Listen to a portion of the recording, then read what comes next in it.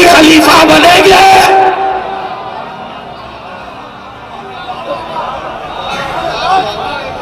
اب داؤد کو خلیفہ بنایا کس نے؟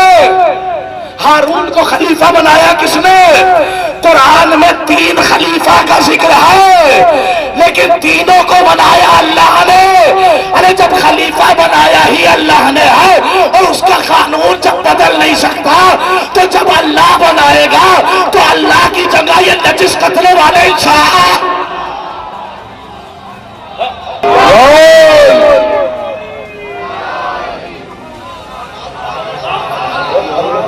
اب جو بھی اللہ کے بنائے ہوئے خلیفہ کو نہ مانے، جو بھی اس پہلے خلیفہ کا دشمن ہو جائے، تو قرآن نے کہا وَإِنَّ عَلَيْكَ لَعْنَتِي، قیامت تک تجھ پہ لعنت رہے گی۔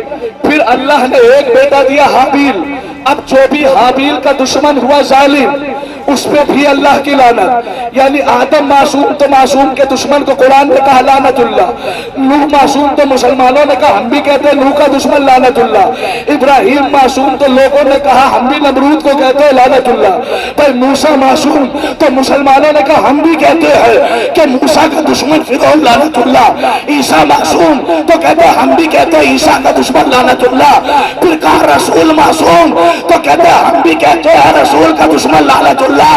ارے پھر آؤ تھوڑا سا اور بڑھو کا علی کا والا علی کا دشمن لعنت اللہ، حسن کا دشمن لعنت اللہ۔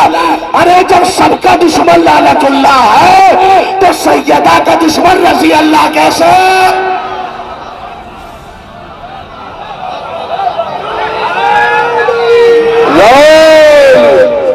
سردار بن کے آیا، میں تمہارا لیڈر بن کے آیا، میں تمہارا رہبر بن کے آیا، لہٰذا میری اطاعت کرو۔ تو اس وقت کے کافروں نے کہا، جملے کی قدر کیجئے گا، اس وقت کے کافروں نے کہا اے صالح، ہم بغیر دلیل کے تمہیں رہبر کیسے مان لیں؟ اگر بن کے آئے ہو تو معجزہ دکھاؤ۔ ہم بغیر دلیل کے تمہیں مولا کیسے مان لیں؟ ہم بغیر دلیل کے تمہاری اطاعت کیسے کریں؟ ہم بغیر دلیل کے تمہیں رہبر کیسے مانیں؟ ہم بغیر دلیل، یہ مصرے سے یہ اسلام نہیں مانتے تھے، یہ کافر تھے، لیکن یہ کافر ہونے کے باوجود ان کو پتا ہے کہ جب بھی کسی کی اطاعت کی جائے گی، کسی کو سردار بنایا جائے گا تو بغیر دلیل کے نہیں مانا جائے گا۔ کافر نے بغیر دلیل کے نہیں مانا، لوگوں نے مسلمانوں نے بغیر دلیل کے مان لیا۔ اللہ کا گواہ نکالنے کی کیا ضرورت تھی کہ دنیا والوں کو سمجھانا تھا؟ ارے جب میں کسی نبی کا گواہ دیتا ہوں تو پہاڑ کے جھیل کو دیتا ہوں، ارے صالح کا گواہ آیا تو پہاڑ کے پتھر پھٹ گئے، علی جیسا گواہ آیا۔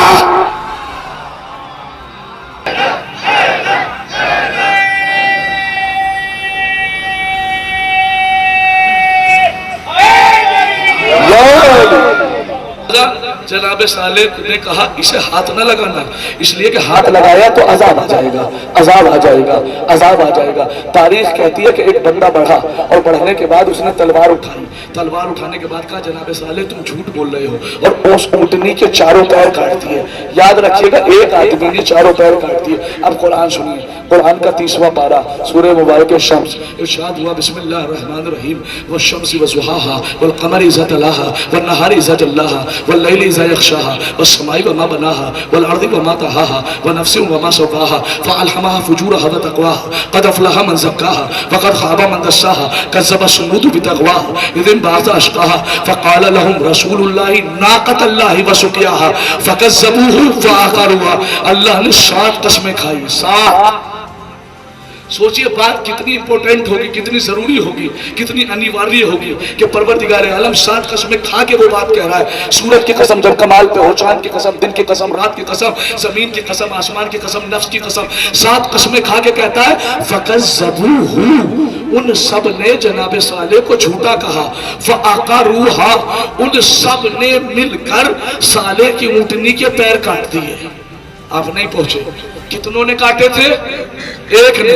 قرآن نے کیا کہا؟ سب نے کاٹے، ایک نے تھے۔ قرآن کہہ رہا سب نے کاٹ دیے۔ نتیجہ یہ ہوا کہ 70,000 لوگوں پہ عذاب آ گیا۔ عذاب ایک پہ کرتا، یہ 70,000 لوگوں پہ عذاب کیوں آیا؟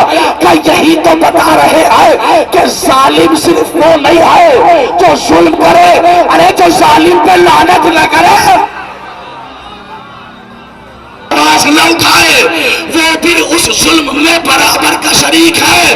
یہی تو ہم بتا رہے ہیں کہ وہ 35 آدمی جو سیدہ کے دروازے پہ آگ و لکڑیاں لے کے آئے تھے، فقط برے وہ نہیں تھے، ارے جو ان پہ لعنت نہ کرے۔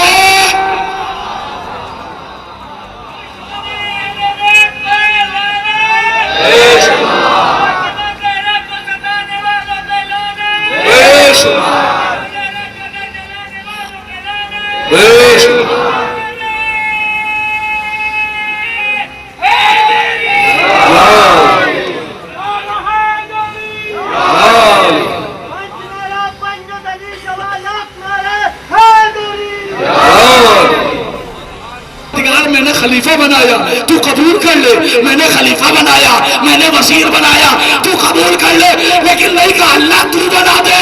ارے موسیٰ بتانا یہ چاہ رہے ہیں کہ میں موسیٰ ہو کے اپنا خلیفہ نہیں بنا۔ جنت کی بشارت دے دو۔ دیکھو حدیث، قرآن کی آیت، کسی بھی مفتی سے پوچھ لینا، کسی بھی قاری سے پوچھ لینا، ذمہ داری میں لے رہا ہوں۔ یہ اسلام کے اندر چاہے وہ فقہ جعفری ہو، حنبلی ہو، حنفی ہو یا شافعی ہو یا مالکی، پانچوں فقہ کی، حالانکہ مسلمان اتنا تو مانتے ہیں، وہ کہتے ہیں اگر کوئی حدیث اگر کسی آیت سے ٹکرا جائے ہاں تو اسے اٹھا کے، ہاں سب جانتے ہیں نا۔ اب مجھے نہیں پتا کہ رسول نے جنت کی بشارت کسے کسے دی، مجھے حدیث نہیں پتا ورنہ میں حدیث پڑھ رہا ہوں۔ اب آپ کے ذہنوں میں کچھ ہو تو میں ذمہ دار نہیں ہوں، لیکن میں قرآن بتا رہا ہوں۔ اگر قرآن سے وہ بشارت مل جائے تو سمجھ لینا صحیح حدیث ہے، اور اگر نہ ملے تو سمجھ لینا گڑھ دی گئی ہے۔ قرآن کہہ رہا فبشر عباد، اے میرے رسول جنت کی بشارت صرف ان بندوں کو دینا، کس کو؟ الذین یستمعون القول فیتبعون احسنہ، جو قول سب کا سنتے ہیں لیکن اطاعت احسن کی کرتے ہیں۔ کہ جنتی صرف وہ ہے جو افضل کے ہوتے ہوئے مفضول کی اطاعت نہ کرے۔ لے کے جاؤ گے کس کے پاس لے کے جاؤ گے؟ اس کے پاس جو افسر ہے، اس کے پاس جو واقعاً علم کا مالک ہے۔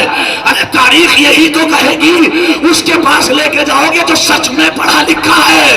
ارے اسلام کا بھی کوئی سوال پوچھنا ہونا تو اس کی اطاعت کرنا، کہ جس کے پاس اللہ نے ہر چیز کا علم دیا ہے اس کے پاس نہ جانا جو خود یہ کہہ رہا تھا کہ اگر علی نہ ہوتے۔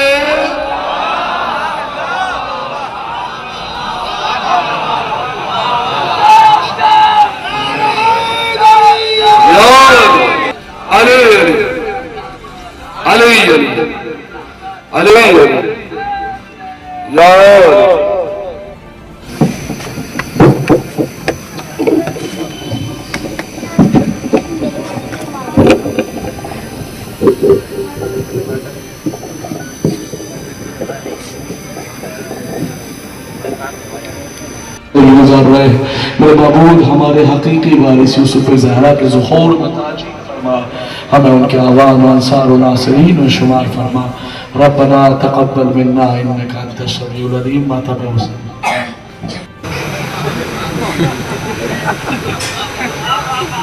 سنیے کہ علی سے زیادہ نبی ان سے محبت کرتے تھے، علی سے نہیں کہا وہ کیسے؟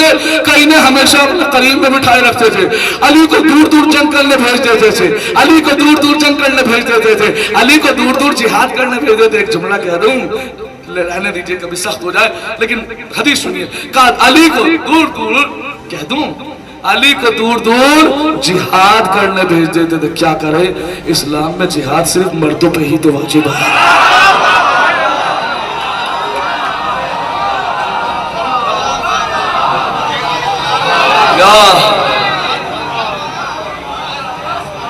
اپنا دل سے بنا لے تو باپ پر، میں نے پکارا جو مشکل میں آ گئے 12 کے 12، تو 3 میں سے ایک کا بلا لے تو باپ پر۔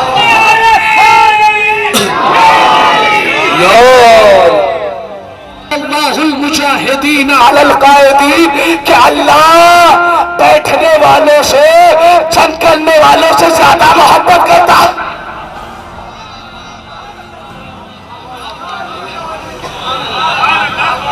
امام اعظم دلیل کا دلیل یہ ہے کہ رسول نے ان سے زیادہ محبت کرتے تھے۔ اس کی علامت یہ ہے کہ انہیں آج تک اپنے قریب میں لٹا رکھا ہے اور علی کو بہت دور نجف میں لٹایا۔ جواب سن لینا، روح خوش ہو جائے گی اگر حق پسند ہے تو سن لینا۔ کہا اچھا، کہا قریب میں لٹا رکھا، کہا میں نے بالکل یہی دلیل دی تھی، کہا پھر، کہا اس نے پھر آیت پڑھ دی، کہا اب کون سی پڑھی؟ کہا قرآن کا 22واں پارہ سورہ مبارک احزاب آیت نمبر 22 آیت نمبر 53 ارشاد ہوا بسم اللہ الرحمن الرحیم یا ایھا الذین آمنوا لا تدخلوا بیوت النبی الا ان یؤذن لکم، اے ایمان لانے والوں نبی کے گھر میں، نبی کی جگہ میں تب تک داخل نہ ہو جانا جب تک تمہیں اجازت نہ مل جائے۔ بتاؤ دفن کرنے کی اجازت کس نے دی؟ یا علی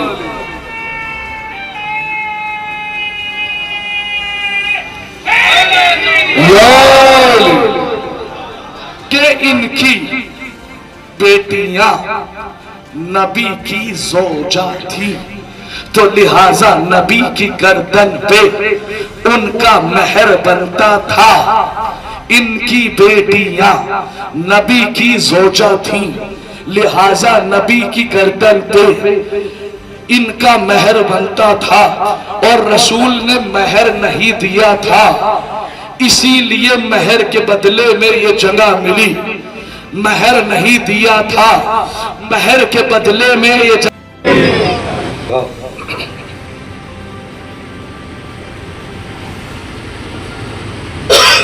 العلی العظیم اعوذ باللہ من الشیطان الرجیم بسم اللہ الرحمن الرحیم الحمد للہ رب العالمین الحمد للہ الذی لا یبلغ مدحتہ القائلون ولا يحصي نعماءه العادون ولا يعطي حقه المجتهدون الذي لا يدركه بعد الهمام ولا يناله غوص الفتن الذي ليس لصفته حد محدود ولا نات موج على صاحب الدعوة النبوية والصوت ٹھنڈک محسوس کرنے والوں، ابتدائی مجلس میں خدائے وحدہ لشریک کی بارگاہ میں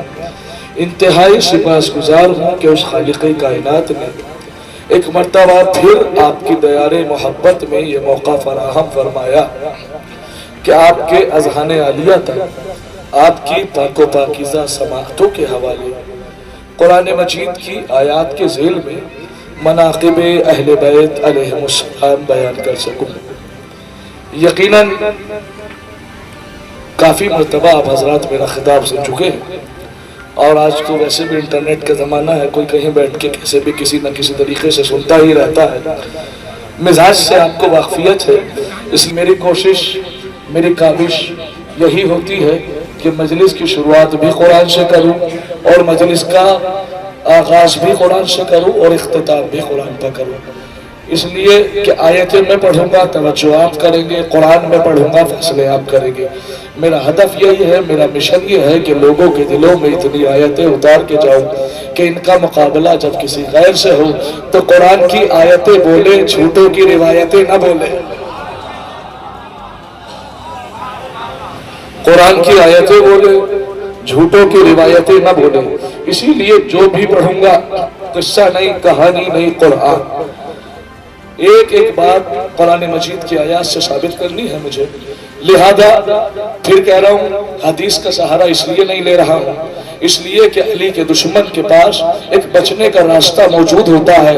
وہ حدیث کو یہ کہہ کے گزر جاتا ہے کہ یہ تو ضعیف ہے، وہ یہ کہہ کے گزر جاتا ہے اس کی سند ٹھیک نہیں ہے، وہ یہ کہہ کے گزر سکتا ہے یہ تمہاری کتابوں میں ہے، ہماری کتابوں میں نہیں ہے، لیکن جب علی کے دشمن کو قرآن پڑھ پڑھ کے علی دکھایا جائے گا، جب قرآن پڑھ پڑھ کے علی دکھایا جائے گا تو پھر دو ہی راستے بچیں گے، یا تو قرآن کا انکار کر کے کافر بن جا، یا مسلمان بننے کے لیے علی کو بلا فصل خلیفہ مان۔ تو لہٰذا بس ذہنوں میں آیات رکھ دی ہے، آپ کو نتیجے مجھے دینے ہیں۔ پہلے تو یہ سمجھئے کہ آج سب سے پہلے یہ کہ یہ مجلس کیوں ہو رہی ہے، مجلس کیوں کی جاتی ہے، مجلس کا مقصد کی ہے۔ کیا صرف امام حسین کے یاد منانے کے نام کا نہ؟ تو آدم نے 300 سال گریہ کیا ہے، اس مجلس سے ہوتا کیا ہے؟ اس مجلس سے لوگوں میں ایک ولولہ پیدا ہوتا ہے، اس مجلس سے لوگوں میں جوش پیدا ہوتا ہے۔ اس مجلس کو کیا کیوں جاتا ہے؟ چونکہ یہ صرف آنسو بہانے کا نام نہیں ہے، یہ مجلس اعلان ہے کہ ہر ظالم لعنت اللہ ہوتا ہے اور ہر مظلوم اچھا ہوتا ہے۔ ہر ظالم لعنت اللہ۔ جب بھی جہاں بھی مجلس ہوگی تو اس کا ایک پیغام ہوگا کہ یاد رکھو جس نے بھی ظلم کیا وہ لعنت اللہ ہے۔ اللہ کا ایک قانون ہے، شروعات سے کہہ دوں میں تاکہ آپ کے ذہن عالیہ تک بات بیٹھ جائے۔ دیکھیے اس زمانے میں 3 طرح کے لوگ پائے جاتے ہیں، بالکل شروعات سے ابتدا سے پڑھ رہا ہوں اور کوشش کروں گا کہ وقت کے اندر تمام کروں۔ 3 طرح کے لوگ پائے جاتے ہیں۔ ایک وہ ہیں جو کھل کے یزید پہ لعنت کرتے ہیں، یا لفظ بدل کے کہہ دوں کھل کے ہر ظالم پہ لعنت کرتے ہیں، اور لفظ بدل کے کہہ دوں کھل کے ہر برے پہ لعنت کرتے ہیں، اور لفظ بدل کے کہہ دوں کھل کے ہر غاصب پہ لعنت کرتے ہیں۔ کچھ ایسے ہیں، لیکن کچھ ایسے ہیں جو بالکل لعنت کرنے کو حرام سمجھتے ہیں، کہ کسی کو لعنت کرنے کا حق نہیں ہے، لہٰذا یہ سب باتیں صحیح نہیں ہیں۔ 2 طرح کے ہو گئے، منفی مثبت، پوزیٹیو نیگیٹو۔ تیسرا فرقہ جو ہے یعنی تیسری کیٹیگری کا جو یہ مسلمان ہے، یہ سب سے خطرناک مسلمان ہے۔ یہ کہتا ہے کہ ہم نہ کسی کو اچھا کہیں گے، ہم نہ کسی کو برا کہیں گے، یہ تو ایک تاریخ کی کہانی ہے، ہمیں اسے دوہرا کے کیا ملتا ہے، ہم خاموشی اختیار کریں گے۔ یقین مانے دنیا کا سب سے خطرناک انسان یہ ہے، سب سے خطرناک یہ ہے۔ یقین جانو اگر اس زمانے کے مسلمان، میں کہہ رہا ہوں صحیح کو صحیح کہہ رہے تھے، کچھ غلط کو صحیح کہہ رہے تھے، لیکن جو بیچ کا طبقہ مسلمانوں کا تھا، اگر وہ خاموش نہ رہتا تو در سیدہ پہ آگ نہ لگائی جاتی۔ تو اللہ نے قرآن کی ایک آیت آپ نے بچپنے سے سنی ہوگی، ارشاد ہوتا ہے بسم اللہ الرحمن الرحیم وَلَن تَجِدَ لِسُنَّتِ اللَّهِ تَبْدِيلًا۔ اللہ کے قانون میں کبھی کوئی تبدیلی نہیں آتی۔ کسی کتاب کی تو روایت نہیں ہے، بڑی آرام سے بڑی سمجھا کے پڑھ رہا ہوں، اس لیے کہ میں ہر جگہ الگ لہجے میں پڑھتا ہوں، مراد آباد میں الگ لہجے میں پڑھتا ہوں، اس لیے کہ مجھے معلوم ہے کہ یہاں الحمدللہ ہر آدمی جو ہے کچھ حق کی تلاش میں ہے، کچھ حق پہ آ چکا ہے، اور حق وہیں مل سکتا ہے جہاں حق بیان کیا جاتا ہو۔ حق ہر جگہ نہیں ملتا۔ علی جہاں پوری جلوسے ہو جاتے ہوں، جہاں پورے اجتماع ہو جاتے ہوں، وہاں پوری مجلس میں علی کا نام ہی نہ لیا جاتا ہو تو حق کیسا؟ بہت آرام سے آپ کی بات ہے۔ اللہ کا قانون کیا بنا کہ میرے قانون میں کبھی کوئی تبدیلی نہیں آئے گی۔ پھر گرامر سے سمجھا دو، لن عربی میں لن آیا ہے، انگلش میں سمجھا دو۔ ایک لفظ ہوتا ہے نو، ایک لفظ ہوتا ہے نیور۔ نو کا مطلب نہیں، نیور۔